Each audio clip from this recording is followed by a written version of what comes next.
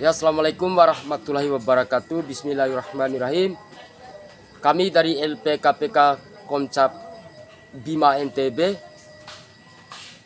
dan sore ini kita akan membongkar yang berkaitan kejahatan berdasarkan investigasi kami di PT Jasa Harja Kota Kabupaten Bima. Dan sebelum kita bongkar persoalan tersebut, perkenalkan dulu, saya atas nama Amirullah selaku Ketua Eksekutif LPKPK Bima NTB, dan kebetulan di sini ada aktivis handal yang ada di Nusa Tenggara Barat. Samping kiri saya nama Mulis Plano ya. Mulis Plano, beliau ini adalah aktivis parlemen jalanan yang siap menyuarakan aspirasi masyarakat di Nusa Tenggara Barat, lebih khususnya kota Kabupaten Bima ya. Dan di tengah ada saudara Adi Mandra atau biasa disapa Adiman Musafir. Kebetulan beliau adalah salah satu aktivis yang dimana terus menyuarakan aspirasi rakyat, yang dimana pada konteks yang coba kita bongkar sore hari ini, yang pertama berdasarkan investigasi kami yang berkaitan dengan santunan kecelakaan baik angkutan umum maupun angkutan secara pribadi yang mengalami kecelakaan lalu lintas, itu harus diberikan santunan, Pak Mulis. Jadi santunan yang dimaksud itu berdasarkan peraturan pemerintah keuangan Republik Indonesia, yang dimana peraturan pemerintah tersebut itu harus diberikan santunan berdasarkan kriteria kecelakaan. Ya, yang pertama meninggal dunia 50 juta, cacat mata itu 50 juta, dan kecelakaan patah itu 20, dan kecelakaan ringan ada yang 10 sampai turun ke 5 juta ya. Tetapi banyak penyimpangan yang dilakukan oleh PT Jasa Harja ini yang berkaitan dengan santunan atau asuransi kecelakaan ini. Nah, kenapa kita bisa berani mengatakan seperti itu, pimpinan Pak Mulis dan Pak Adi Mandra? Di 191 desa 18 kecamatan Kabupaten Bima ini, itu tidak pernah mendapatkan informasi dan mendapatkan santunan itu berdasarkan kriteria kecelakaan tersebut. Baik kecelakaan dari angkutan umum ataupun tabrakan dari masyarakat biasa yang menggunakan lalu lintas, itu tidak diberikan haknya. Begitu Pak Mulis. Yang kedua, kurangnya sosialisasi ini. Betul.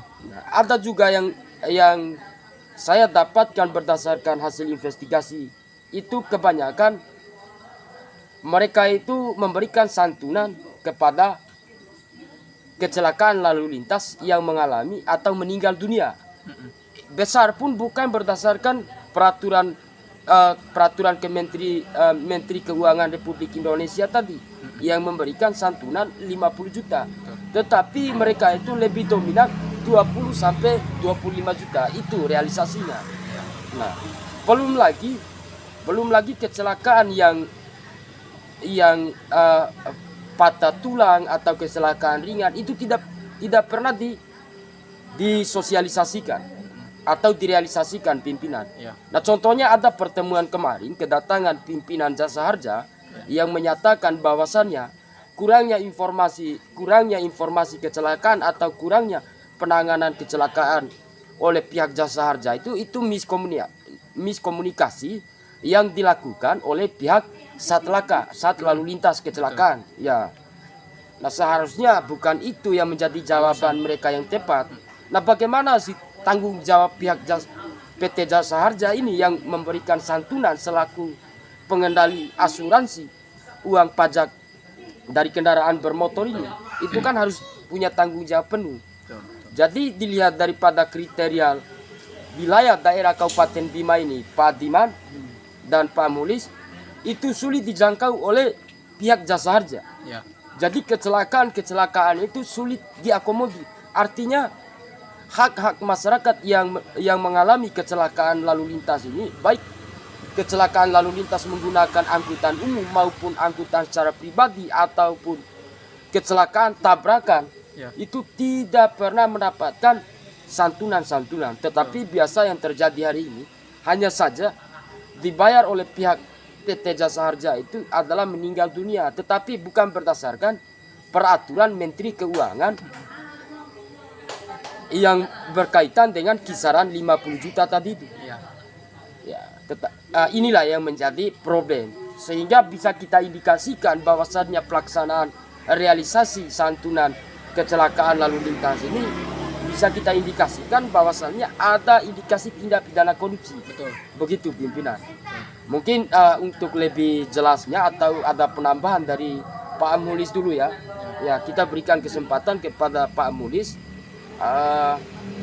yang berkaitan dengan PT Jasa Harja dalam kecelakaan lalu lintas ini untuk masyarakat pengguna kendaraan ini. Ya. Silakan.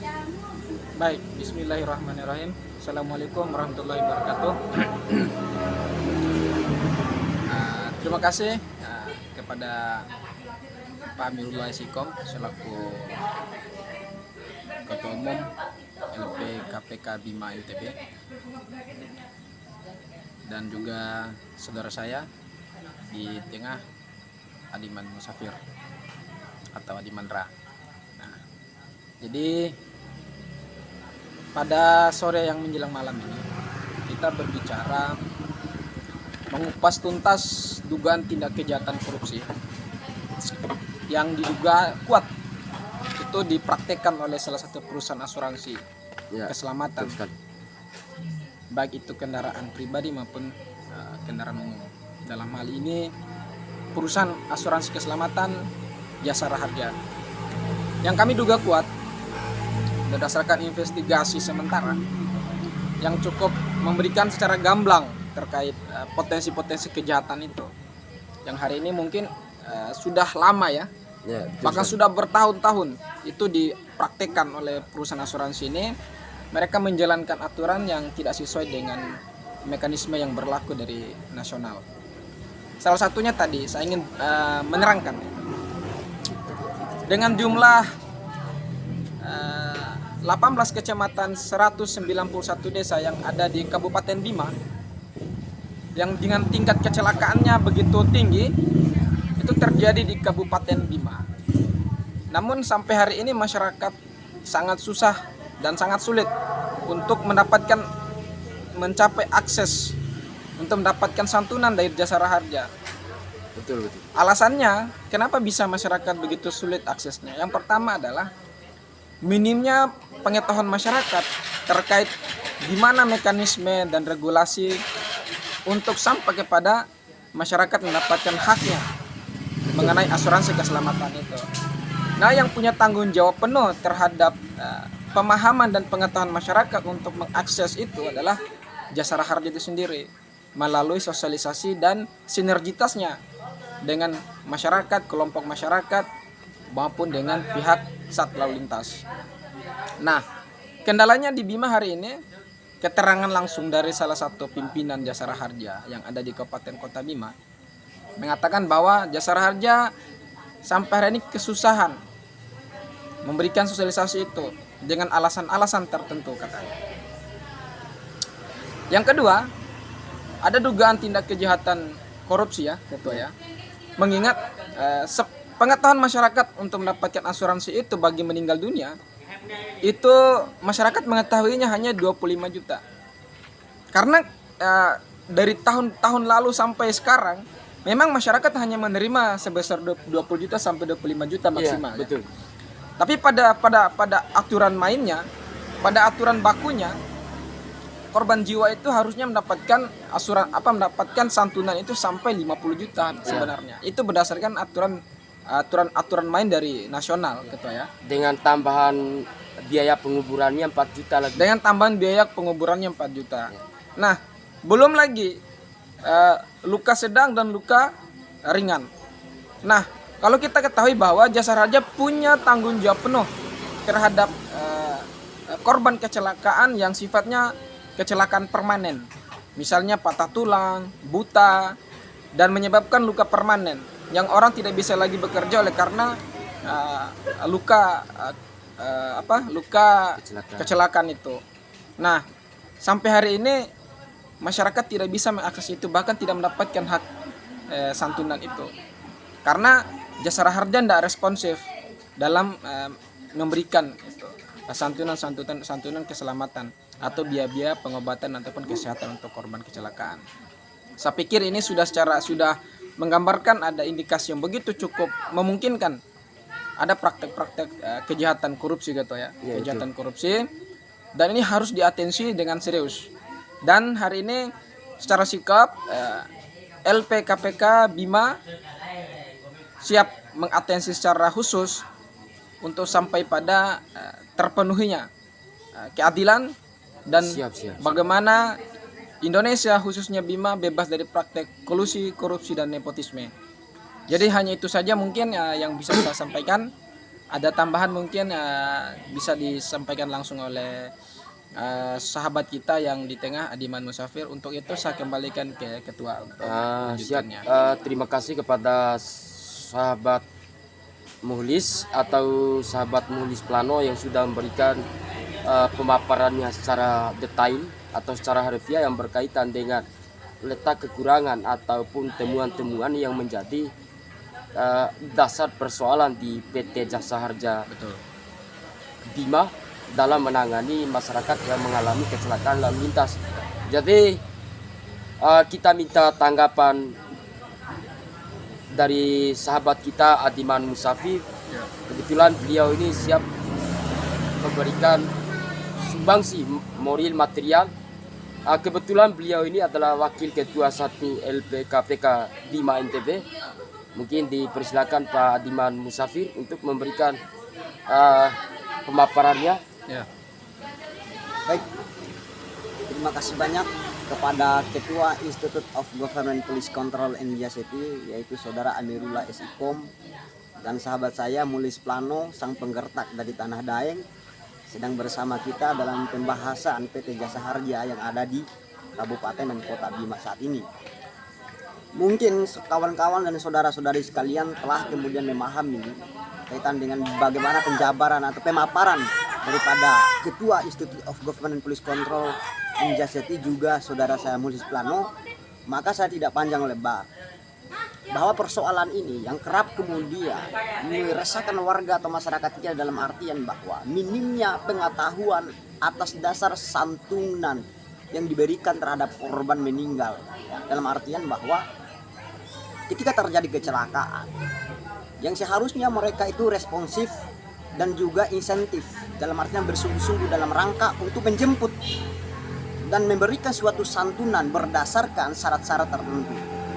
Namun aneh dan konyolnya saudaraku sekalian bahwa seolah-olah keterbukaan informasi publik yang dipraktekkan atau yang disosialisasikan oleh PT Jasa Harja ini 0%. Karena kenapa kami bisa mengambil indikator itu?